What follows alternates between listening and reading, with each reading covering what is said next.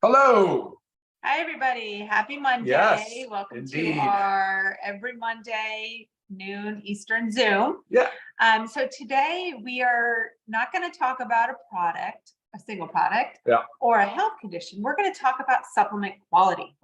Because first of all, I get this question so many times, which I love getting because that means you guys are well aware that there's a lot of jargon out there, a lot of just marketing out there.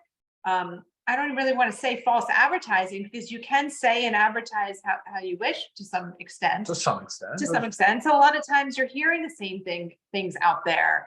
High quality, what else? Well, the things we're going to talk about that matter. Yeah. Okay, sure. So we just want to speak to you guys a little bit about what makes a supplement of quality. Sure. And not just LiveGood either, right?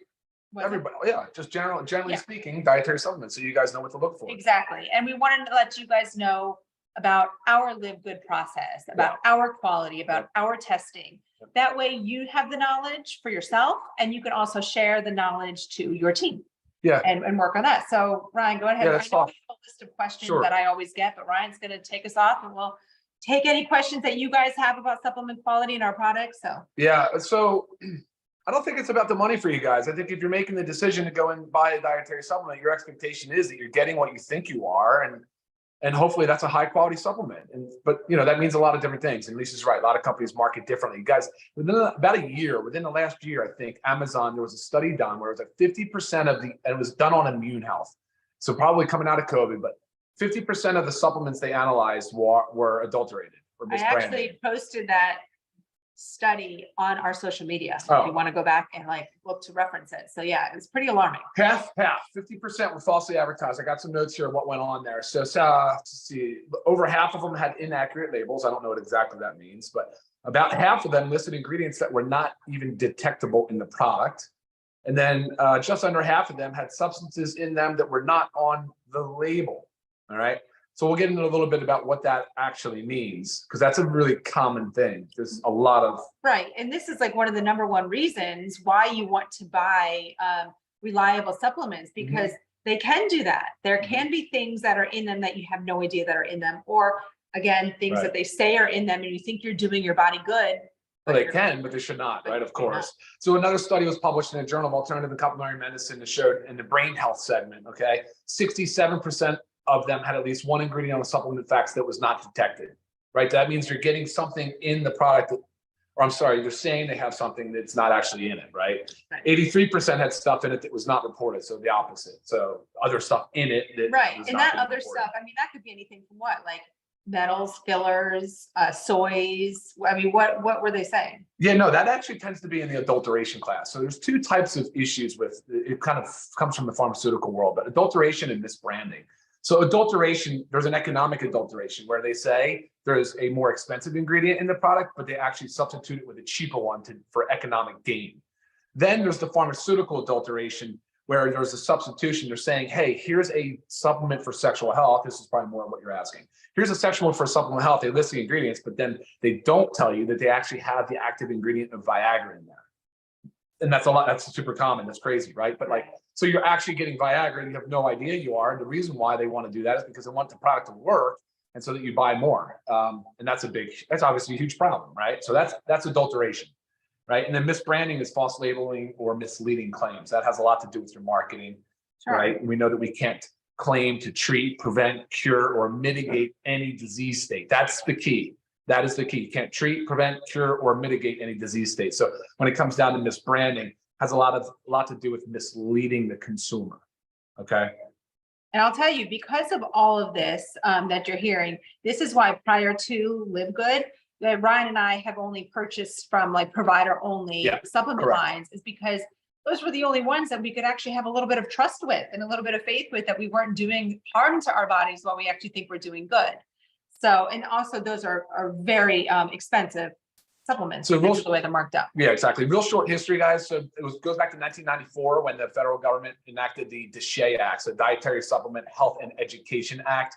Before that, there wasn't really much regulation. And after that, that regulation kind of laid down the groundwork for the rules that dietary supplement companies need to abide by. Now, obviously, with the internet and the blow up of direct-to-consumer marketing, things have shifted and they really haven't caught up. But most people mistakenly believe that the dietary supplement industry is not regulated, and that's false. It is absolutely regulated by the FDA, but it's just regulated similar to food. And that's why we call it dietary supplements. It's a supplement to your diet. These are ingredients that are found in foods, and they are not regulated to the same extent that you would find in a pharmaceutical, right? And that's a big differentiator. Is there FDA approval, or is that No, all that is and that's only all going to be for done only under medication? drugs. Yep, Okay. only under medications, right? It's pharmaceuticals, absolutely. Right. Yeah, that's a common class. So hey, the couple classes, I just want to let you know, heads up though, if you're using medications in the weight loss category, in the sexual performance category, or the physical performance category, pay attention, because those are the things you want to watch for. Those are the most commonly misbranded or adulterated classes of dietary supplements. So all right, we're going to stop. We'll take a few questions. Now's a good time just to kind of pause before we go into the LiveGood discussion.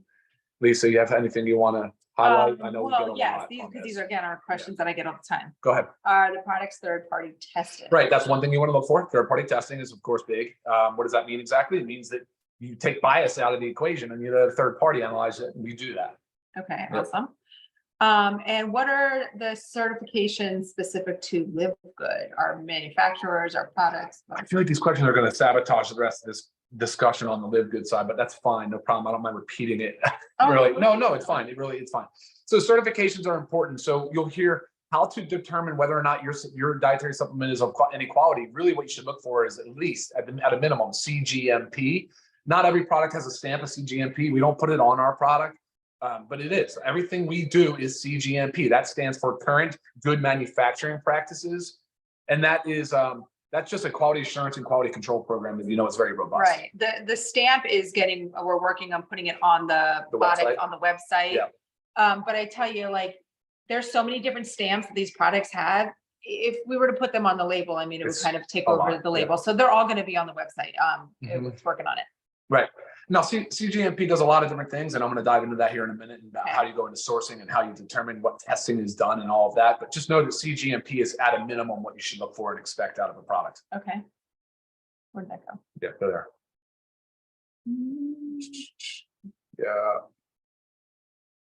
Yeah, we'll talk about sourcing. Sourcing is coming up soon. Okay, so that was. Yeah. What else do you have? Anything? Factor Force coming back. We're just out of stock. Soon, a couple of weeks. For sure. Okay, well, yeah, I mean, it's all, the questions are really all relative to LiveGood. So if you want to. Sure, that's good. Then, all right, fine, no problem. So I kind of try to break this down into like a flow. So like how the way I look at things. So in my mind, it starts not with sourcing, but ingredient selection. So why do we choose a certain ingredient? I get that a lot. And it's from my background, it's Lisa's background. It's our experience, it's our knowledge base. As a pharmacist, I've always paid attention to evidence-based medicine. So I always try to focus on things that I can expect to help a person achieve a positive health outcome. Now, notice that I'm not using words like treat, prevent, cure, mitigate any disease. But really, truthfully, I'm looking for a supplement that serves an actual purpose and has at least some clinical evidence to support it. I mean, something. There's got to be some studies done somewhere, or some prior utilization of it in another example that I feel good about it, right? And then it's usually something that I also consume, that we use, that we've used in a clinical setting with people and had positive results. Right. So and when you go to studies, there are no specific studies on each of our product, but on the ingredients that you choose. Correct. They have the studies. And it has a lot to do, truthfully, with can the body even use it? Can the body use it? Bioavailability. And that question was on there. Bioavailability. What does that mean? Is like basically just means how much of that ingredient is available for the body to actually use. How much gets absorbed into the blood, distributed to the tissues, and exerts some biological effect or some clinical effect. And that's what we're looking for when we say bioavailability. But this also varies, because the question that comes in is, but what is the bioavailability of something? But that's also dependent on. Oh, there's so much interpatient variability. Yeah, so much. And it's not exactly known to that extent. Like, how could it possibly be known? There's a lot of factors that influence the bioavailability. Do you have a certain disease state? Do you have Crohn's? Do you have anything like irritable bowel disease? Is there, different medications? Different foods. There's age. There's just so many factors that can affect it. Yeah, absolutely.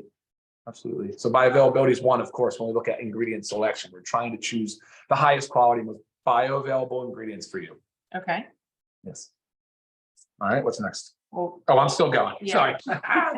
So, all right. So let's just assume that we're identifying ingredients that people need. All right. That's awesome. Great. Now we need to go to sourcing it. How do we ensure that who we're buying these ingredients from have a decent, a top-notch quality assurance, quality control program that is high quality. There is no cross-contamination, that we don't have to worry about quality of those ingredients, right? And that's ultimately what it comes down to. So our manufacturing partners obviously are CGMP. Within CGMP, there's a qualification standard for every raw ingredient supplier. So we go through and literally have them fill out an extensive, very thick, very robust packet to ensure that what their policy and procedures are meet our requirements.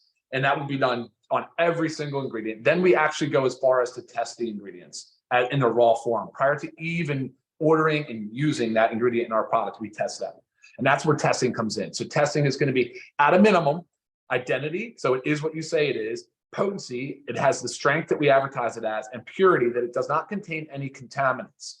There's no mildews, there's no bacteria, so that's the microbial testing. There's no heavy metals or other contaminants that we'd be suspected of causing a problem with that product, right? So there is the sourcing aspect, right? Sourcing is everywhere. It's worldwide. Well, right. I get that question a lot. Where do you source your ingredients from? I'm like, well, which whoever one? has the best, whoever has the best product, really, Right. and whoever has the best documentation, and whoever has the best working history that shows that there's proof. I mean, for instance, the ashwagandha that we source, it's in our organic super grains, that's an India-based product. I mean, that's KSM-66. You can look it up. You can read entirely about their process. Feel great about that. And the Reds product, the aronia berry, the chokeberry, comes from a family farm in Iowa. Right. I always talk about that one because I love that one. There's a lot of stories like that, sourcing. We chose to source a branded ingredient. So we have quattrofolic in our multivitamin for our folic acid. It's a branded ingredient. They branded a folate that's methylated because it's more bioavailable. It's a better, higher quality form of folic acid. So, right. So sourcing is critical, right? I mean, that's where you really want to bore in and make sure that that you're getting the best. That's where the quality really comes from.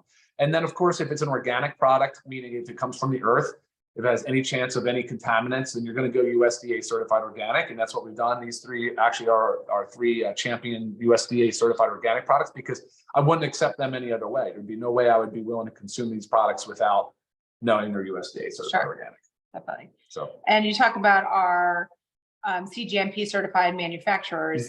We do currently have two. Well, that's us. I mean, those are our partners. Yeah, those are our partners. And they're the ones in Florida and the others in New York, both CGMP, NSF as well. So NSF is the, gosh, I just drew a blank on what it stands for. But if you're an athlete, we don't certify our products, but we do manufacture them in an NSF approved facility, certified facility.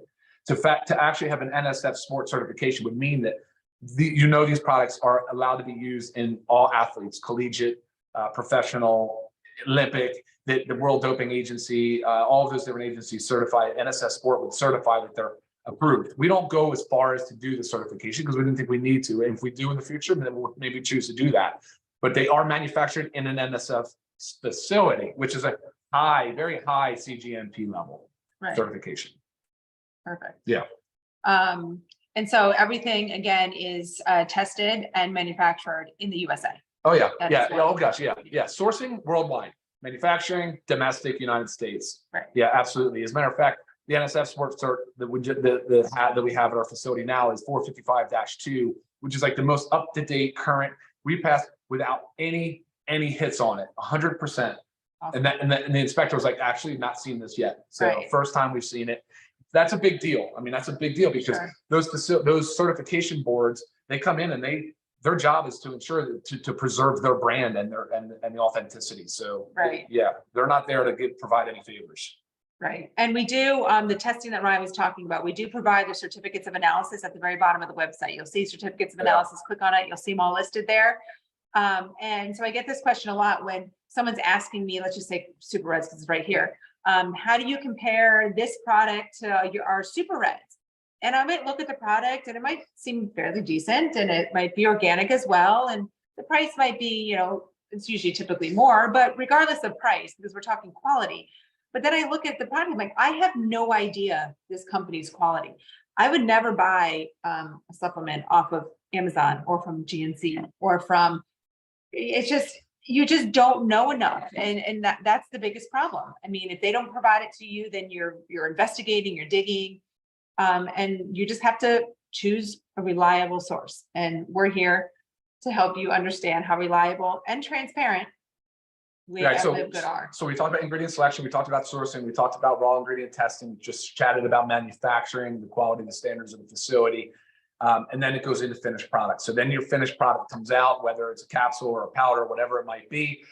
We then test that again. So it goes into quarantine, it stays there until, again, identity, potency, purity, microbials, heavy metals, like we're doing finished product testing.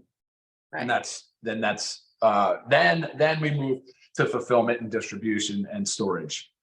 Right. So, which is also, guys, a big deal. Like where you store your product, where your products are stored is a big deal. It has to be in climate controlled. Like you'll hear me say, like, don't ever store your stuff in the shower or in the bathroom, because of that heat and humidity can increase the degradation rate of your active ingredients. So make sure that you store them in a cool, dry place. Right.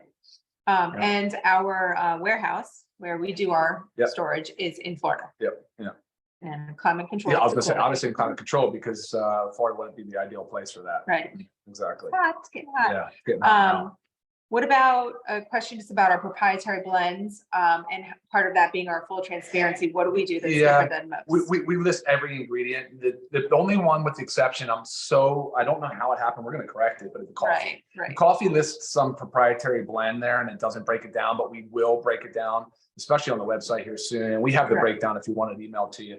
But you'll notice everything is broke down, so you know the quantity, the weight of every ingredient. That's the big difference. So a lot of companies, which is what you'll see on our coffee that we are going to change, but you'll see the ingredients of a proprietary blend. Sometimes you won't, but usually you'll see the ingredients, but you have no idea how much of that ingredient is in there. So typically you might have like your cheapest ingredient and your least important ingredient that's in there. It might be the highest amount in a product, and you have and then the ingredient you really, really, really want might be like a little sprinkle. Yeah, and you have no idea. So we want to let you know the exact amount of each ingredient in a proprietary blend. Yeah, go ahead. What's the next question? I think that was it for me from ones I commonly get.